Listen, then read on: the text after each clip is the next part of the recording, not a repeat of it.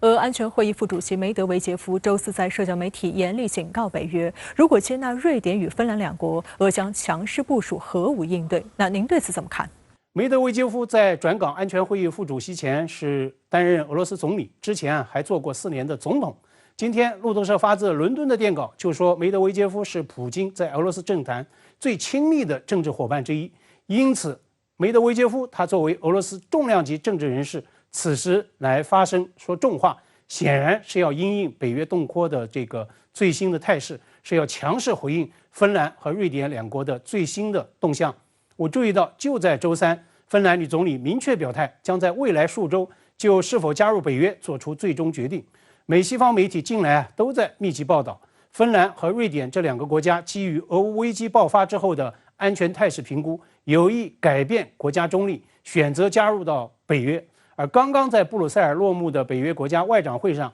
是否接纳这两个国家已经成为优先讨论的议程。上周普京发言人佩斯科夫在接受英国天空台访问时也曾经被问到北约东扩的话题。当时呢，他这样回应说，俄方对芬瑞可能加入北约严重关切，但是呢，并不认为这构成俄方所谓的国家存亡威胁。为什么要提国家存亡威胁呢？这是俄方动用核武的一个前提条件。今天由位阶明显高于总统发言人的梅德韦杰夫出来喊话，俄方显著升级了警告，并且呢，他以近乎摊牌的方式严厉通牒。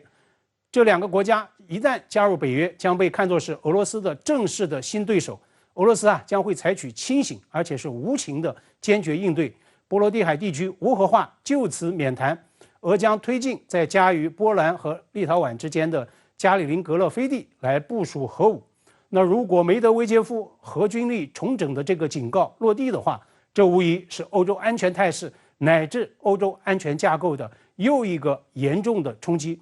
众所周知，俄乌冲突的起点正是俄方视为眼中钉、肉中刺的北约东扩。那么现在的悖论恰恰就在于，俄乌冲突爆发之后，俄罗斯周边的一众小国，他们的不安全感在显著提升。昨天，波兰以及波罗的海3国的总统联袂到访基辅，就是要表达对泽连斯基、对乌克兰的全力支持。但是呢，俄制的核武一旦部署到家门口，这真的是担心自身安全的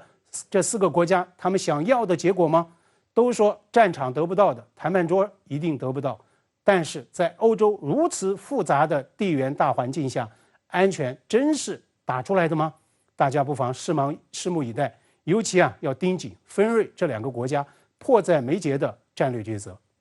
好，谢谢广阳先生在线和我们分享您的观点，谢谢。